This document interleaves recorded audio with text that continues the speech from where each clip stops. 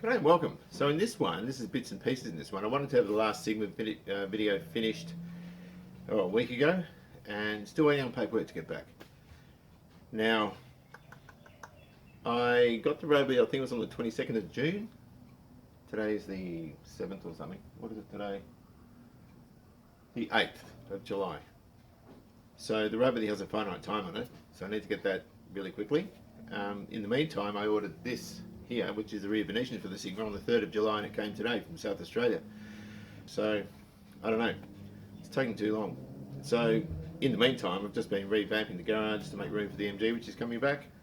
And Susie's Commodore has sprung a really nasty water leak and flooded the interior. And that turned out to be something very minor. So, we'll look at a few things. I drag out the old 351 block that we need to build for the XD, have a look at that, repackage it and that sort of stuff, and get a start on this thing, which is the 354 engine. So lots of bits and pieces. That's what I've been doing. I've just got back from Bonnie Doon with Susie and Rosie, so that's been nice. And that's about it, so I hope you enjoy. There's computers, there's all sorts of electronic stuff in here, amplifiers, VCRs, all sorts of stuff which I don't need. That barn door painted pink thing there is off my daughter's wardrobe, and that's coming out here too to stick the electronic stuff in. Being wooden, it's going to soak up a lot of that condensation, which you see with that arrow on the box being all fuzzy. I want to keep all that stuff in a cupboard by itself. There's loads of 351 stuff all behind here. There's boxes of 351 stuff. The crankshaft's in a thing over there, and I want to put it back in the block just to store it, which means making up a table with wheels on it instead of the engine being stored vertically under that bench over there. So we need to do that as well. So the thinking is there's a Starling engine there, got to get rid of that. There's XY hubcaps, Starlet hubcaps, Sigma hubcaps under there. They can all go in the shed. That engine can go in the shed if I can find room for it. That's the complete one out of the blue one before Dave changed it over to the engine that I had for my red one. So that we need to get rid of that. This bench here has a vise on it and I use it all the time.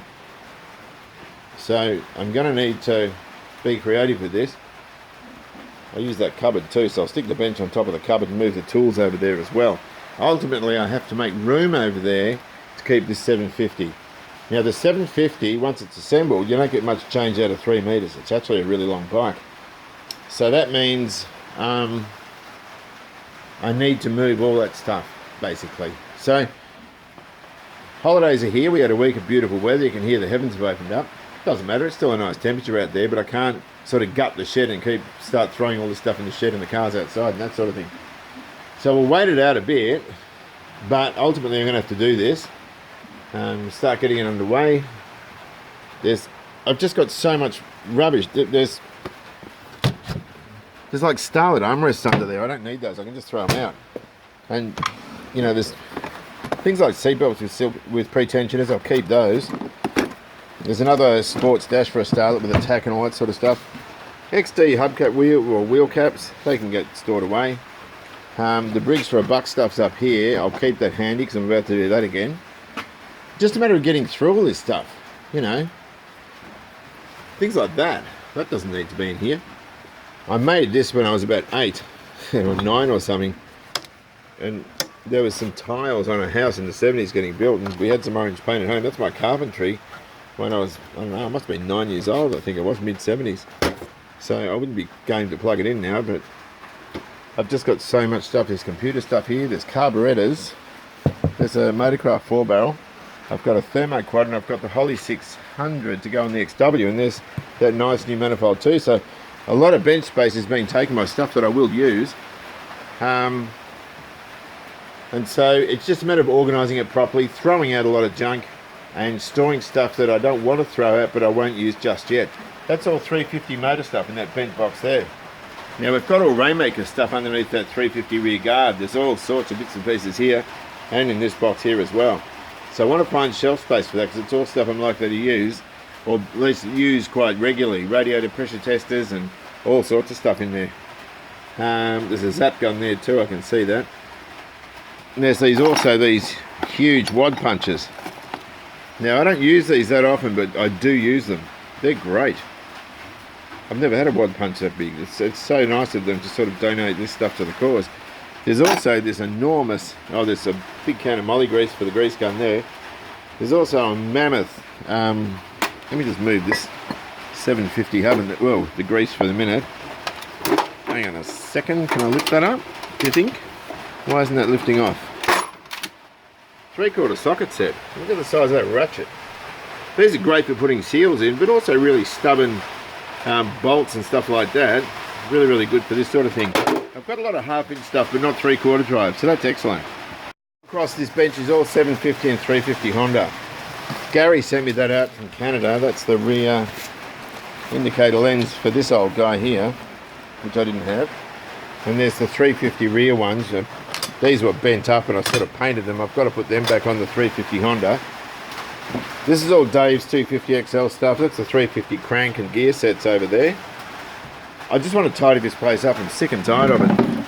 This thing here is the headlight bracket, what do you call it, door handle bracket for the XC. I was missing one door handle and Jason gave me this one. When the 350 engine cases go off for hydro blasting, I'll send this as well and just rattle can it silver. There's no way I'm putting something that looks like that back in the door of the XC. People were asking about this. It's a Tamiya RC electric car. I've got a Thundershot, I think. I've got a lot of new old stock stuff that I kept because you always break them on those cars. Lots and lots of stuff actually for them. And I've got a couple which I never resurrected up the top of here. Now I've got a new old stock Thundershot. Actually, I've got 2 of them, I think, inside. And there's also these sort of not so good ones up there. There's one there and there's another one there. I did them for the kids. So I really want to crack into this stuff today. There's the XC's grill. We need to paint that, put it back on the car once we've got guards on it.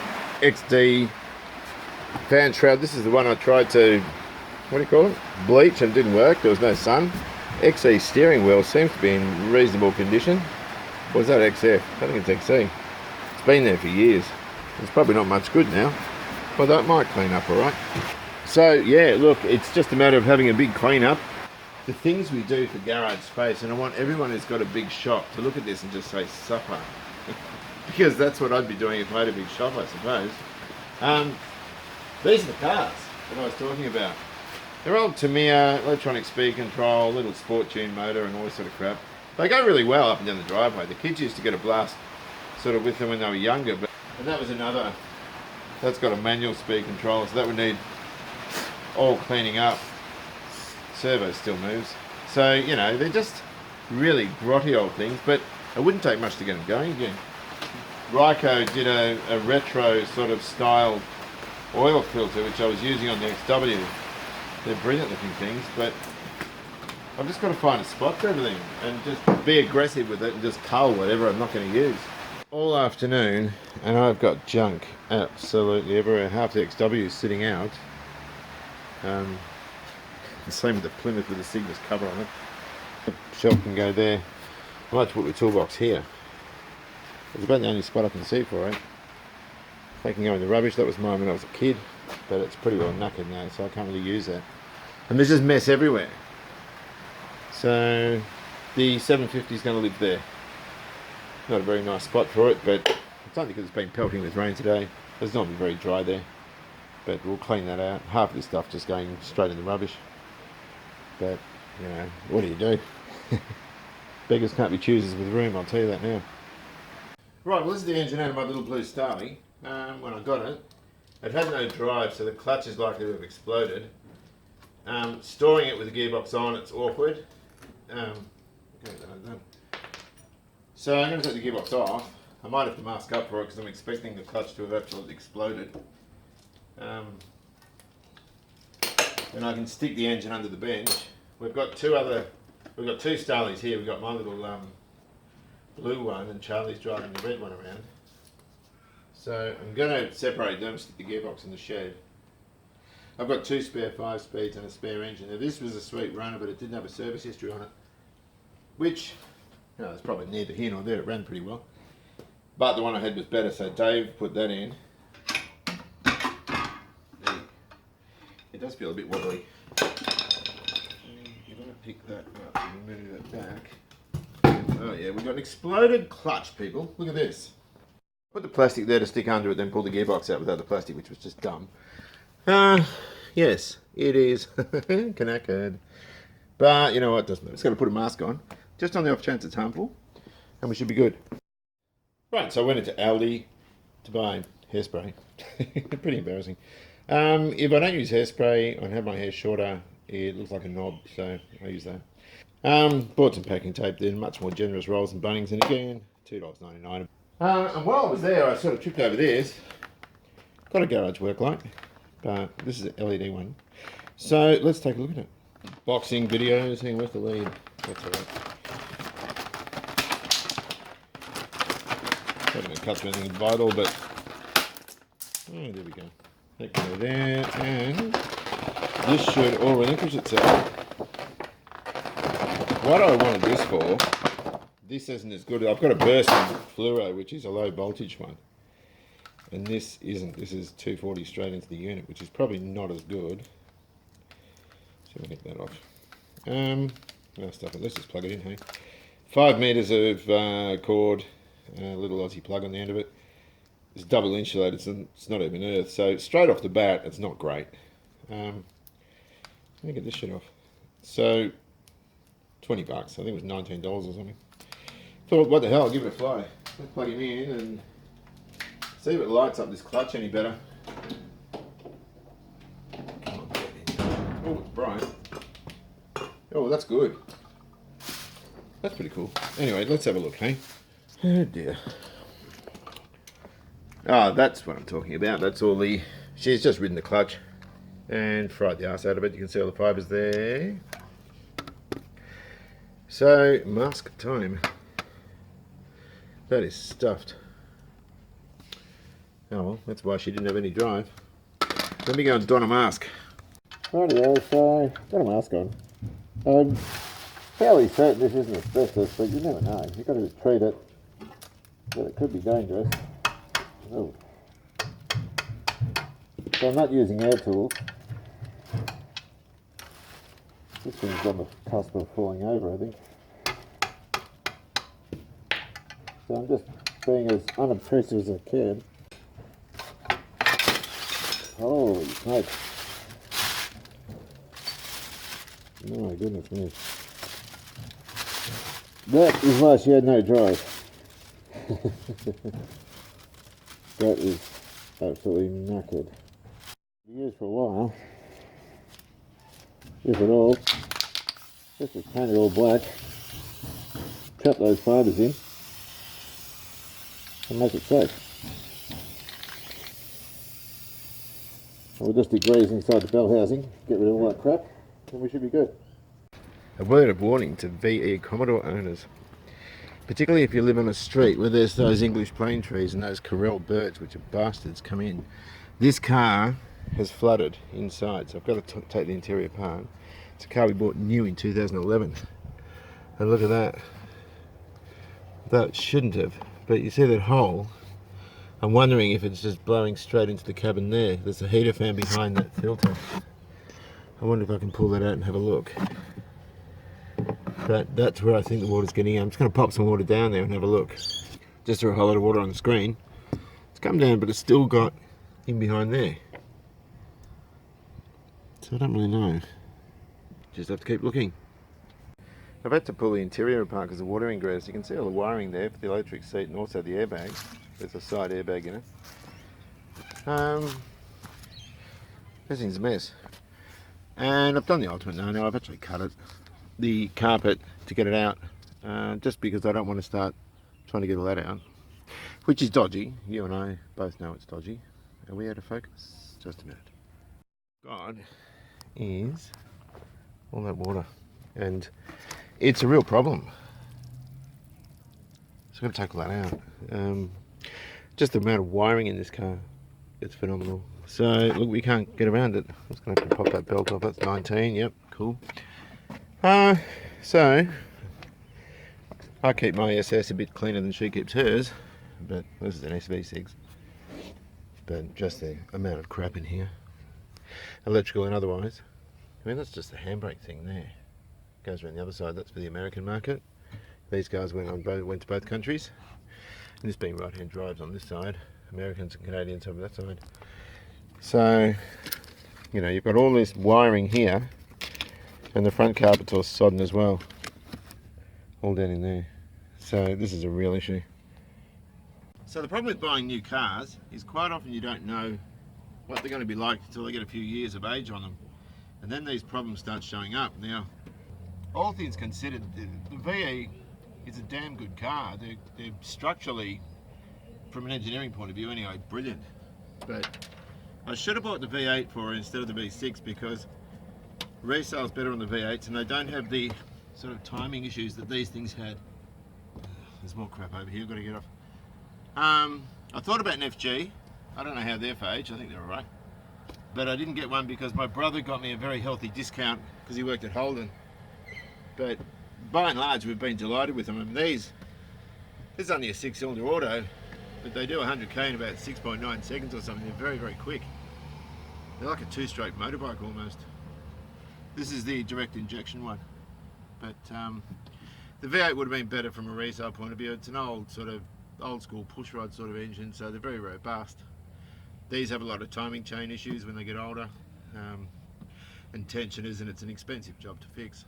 So I don't think she wants the car much anymore. She wanted a hamburger with a lot. It's got a sat nav and electric sunroof, and it's got all sorts of stuff in it. You know, your Ford boys don't like these too much, but Holden spent something like $1 billion in R&D on this model. And the problem was, well, they spent all the money on the engineering of the frame and sort of underneath it. The bit you see, the materials they used inside, the plastics are cheap and chintzy, and that's the first thing the consumer sees. So it sort of didn't do any favours, well, in a lot of ways. But that's all dry. But it's just a shame that I have to do this. It's not something I want to do. You can't have a car full of electronics that's swilling around with water. Oh, hang on, I can't put the camera without you looking straight into my crutch. Okay, that's something you never wants to see. Hang on a minute. Bloody hell. Oh gosh, this isn't good. Thankfully it doesn't really smell yet.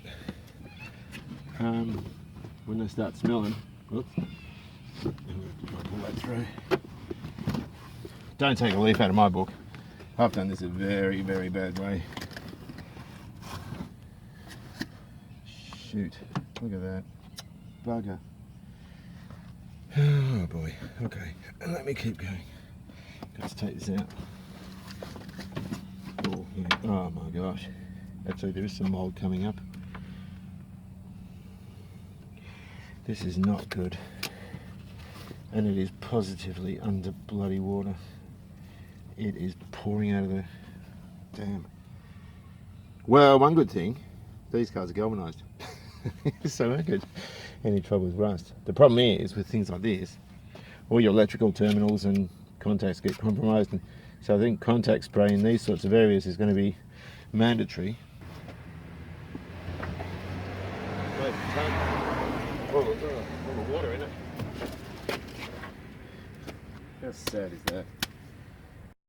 Check this out. That's with the carpet removed. And there's mould over there. Isn't it funny, you pick up a 98 Starlet for $300 and there's not a mark on the floor. You buy one of these new for 35 grand and this is what you got. Which isn't great. Nice. I'm still sorting out rubbish. I haven't even finished yet. Look, Winnie the Pooh's still over there. Haven't put him away yet or thrown him out. 351 engine. This is the XD's one. That's I want to store the crank better. The crank's in a box. I've probably knackered it by now. I don't know. But that's the step. If you remember, I don't know if anyone remember this, but I put new steps and everything at the front of the house, and that's one of the old steps. I've made a little trolley for it. So I want to store this the other way around and put the crank in. So this was a 1980, I think, ZJ Fairlane. It was a 351 engine because it had the wear marks in the bores for the longer stroke, and it's been bored 20. And it's very unusual to see, you know, a block in such good shape. It's all been crack tested and all this sort of business. So the pistons, you've probably seen all this stuff anyway. my obligatory cup of tea. Did I show you this? I think I showed you. These are the same as the XC, hypereutectics.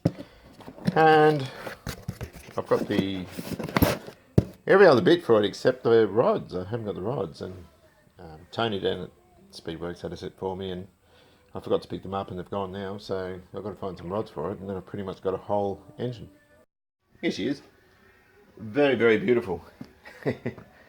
I don't need this. I've got 2 other 351 Falcons. I don't need a third one, but, well, it's here, so I might as well use it.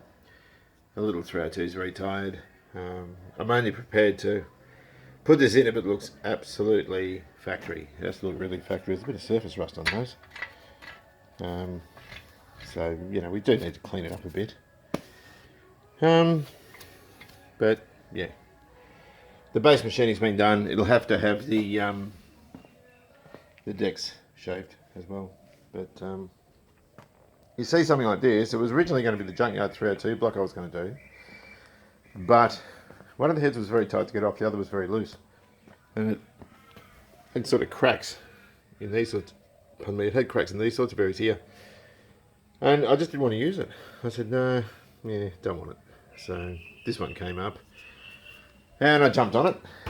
And I got this and at the same time board and everything at the same time with the XC engine.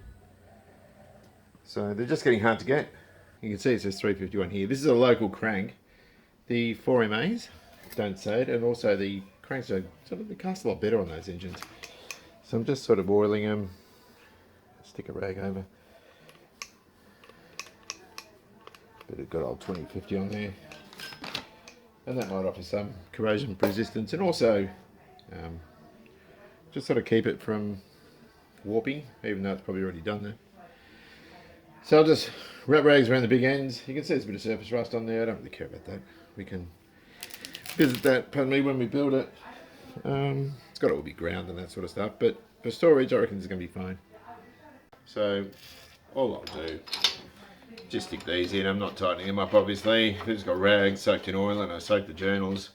That'll keep it rust free.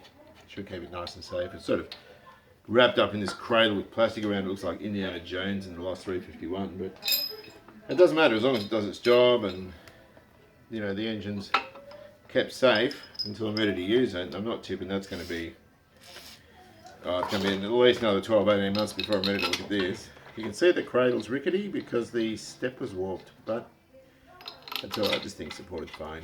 I've pulled it out every now and then and just given it a bit of a squirt with CRC, but I wanted to put proper oil in it because CRC has a way of evaporating off.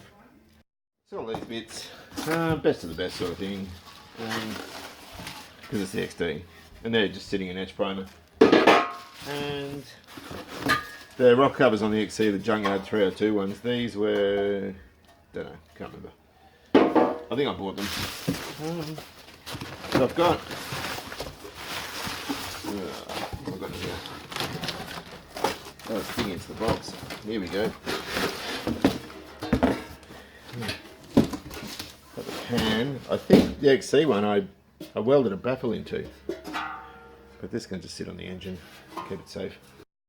Anyway, we'll just stick a rag over there, try and cut down condensation as best we can. Stick that guy on.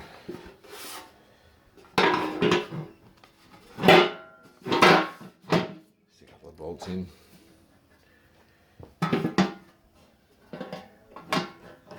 Tape him up, and we should be good.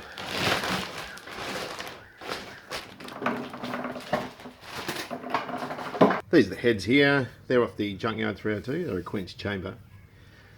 Not sure I want to use quench chambers on this. I use 95 RON in all the cars. I don't want to have one where I have to put 98 in. They're not huge performance cars. Given that the block was cracked, these probably are too. I'm not really sure.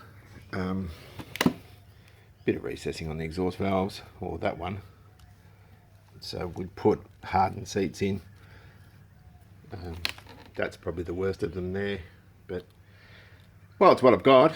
So you know, might have to get them done. I used 302 heads on an XC I built on an XC I mucked around with when I was younger. It went very, very well. But I just like to do a little bit more homework before I commit to using them.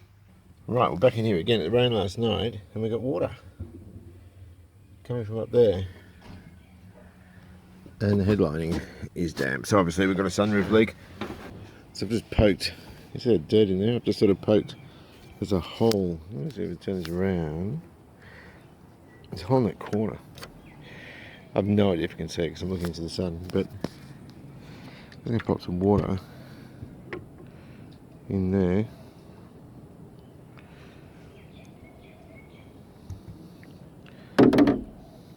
It drains away. The kettle's cool, so that's alright. I'll splash some onto the inside of the headlining, but there's only a very small amount of gutter room, particularly if you're parked on a slope. It's all going to come into this side. So that's like a 2-second fix. But dear, it makes a mess if you're not careful. Yeah, that got rid of it. Hang on. Where's it coming out from? Under the car. But is it any longer coming in here? I don't think it is. Yeah, so very easy fix. Stupid bird. Seems to be closing alright.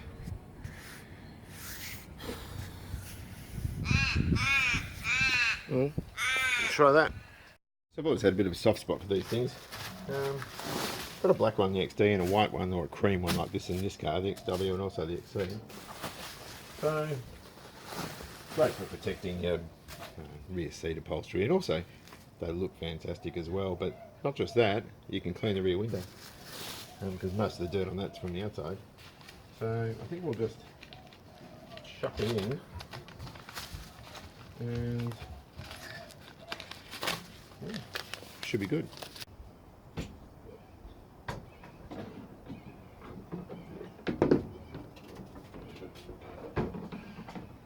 Looks like this one goes underneath the parcel tray.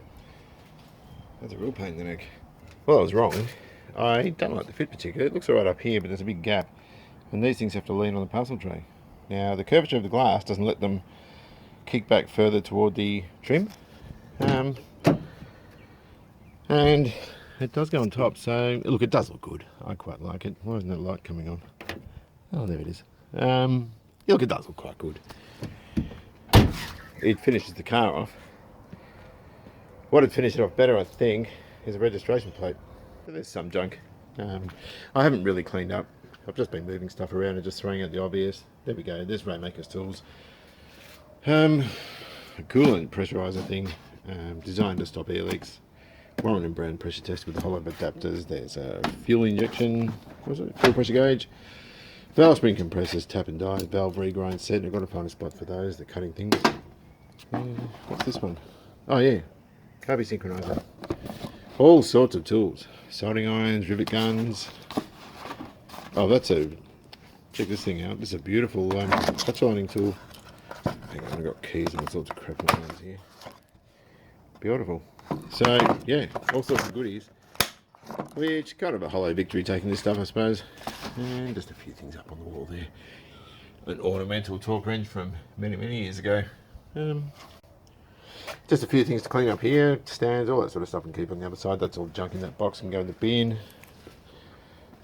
I haven't actually cleaned shelves out as yet. So, got to put another light up, which is this one here.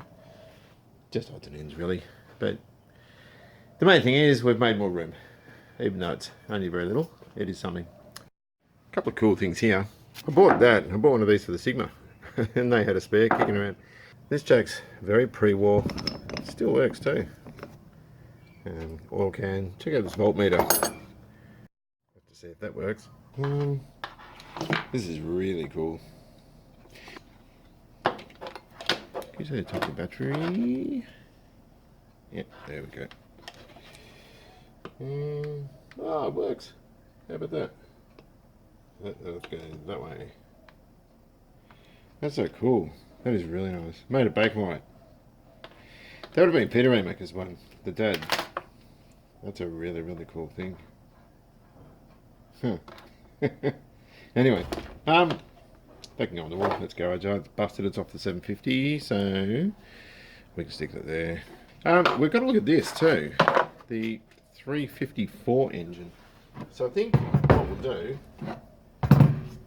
we'll give this to the hydro blaster, and he can clean out all inside it.